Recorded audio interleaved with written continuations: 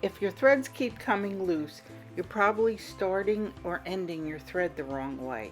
Here are 3 easy methods every beginner should know, and one really easy ending. The first 2 starts I'm going to show you are the traditional start and the waist knot start. And these starts, it doesn't matter how many threads your pattern calls for, 1 through 6. You can use these next 2 starts for any number of threads. First up is the traditional start, and this is the way we learned back in the 1990s.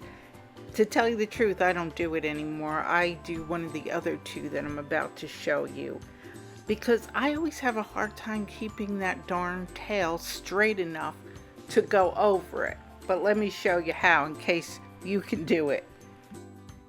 You're going to bring your needle up from the back of the fabric, and you're going to leave a small tail on the back. Hold that tail in place with your finger, and as you make your first few stitches, stitch over the tail to secure it.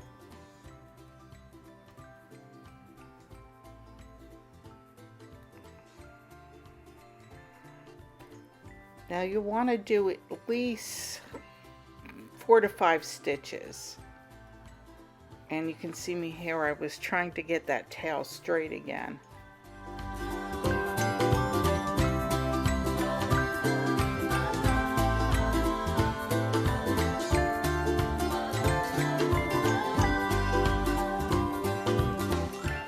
Let's check it. Oh, one of the threads didn't go over. So here I am picking it out and bringing it over and straightening it out again. And then I'll continue on to stitch to hold that tail.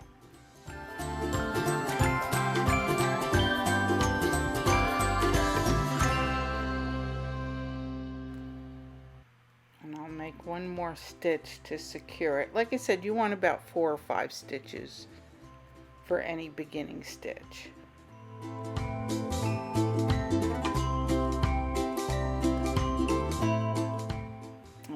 When you have enough, pull out to the side your working thread and snip the end.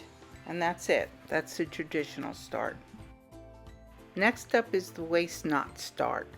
And this is the one I like instead of the traditional start. You're going to start by tying a knot at the end of your thread. Then count over 6 stitches from where you want to start.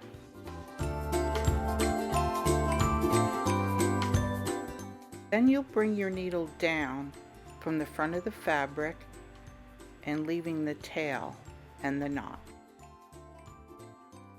Go over to the left to where you're going to start your stitches and start making your cross stitches. And this will go over the tail beautifully and secure that tail nicely. And just continue the stitches until you get about 1 stitch away from that tail. And this is how I do it when I stitch left to right. If you like to stitch right to left, you'll just do the opposite. Put the tail with the knot to the left.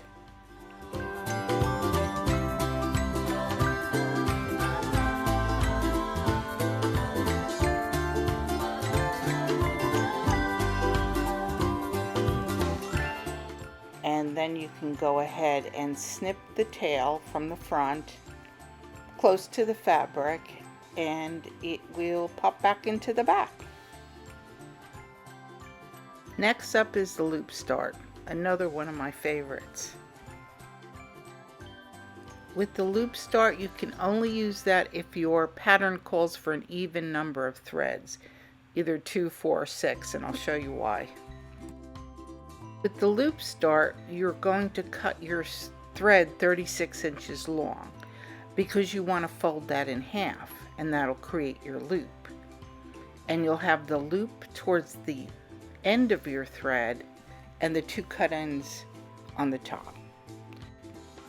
This is the reason you need an even number of threads, because once you take one strand and fold it in half, all of a sudden you're now stitching with 2 strands. With the loop start, you can either do it from the front or the back, and I'll show you both ways. You're going to bring your needle and thread up through the back, but don't pull it all the way through. And you'll leave a little bit of the thread with the loop. Next, continue your stitch.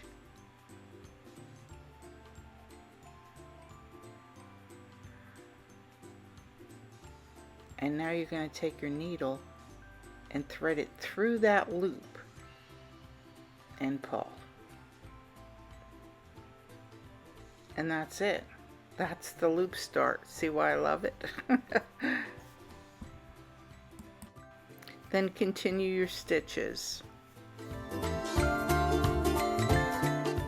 You bring your needle down through the bottom left hole, and your loop will stay on top of the fabric. Now bring your needle up through the top right hole. Put your needle through the loop and pull it. And to get the knot to the back, you will go now down in hole number 2, which is the upper right hole. And that's it. Your knot's on the back. And you continue to stitch.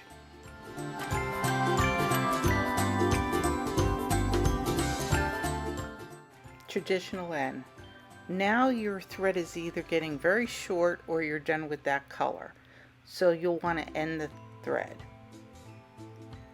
And you'll go to the back, take your needle with your working thread and run it under the stitches. Try not to catch the fabric, just under the stitches. And again, 4 or 5 stitches is fine. And then pull your needle with your working thread through underneath those stitches, and you're done. Clip it. A very fast and easy way to end the thread. If you have a lot of stitches already done, you can start the thread too by going underneath previous stitches. You might hear another start method called the pin stitch, and that is good if you're doing confetti stitches. And confetti stitches are stitches all by themselves out there all over the place. And I wouldn't recommend it for a beginner. I don't even like it. But that would be a stitch you would learn when you're ready for confetti stitches. You may see somebody tell you that you can do the loop start with an odd number of threads. But to tell you the truth, I just think it's too much for what it's worth.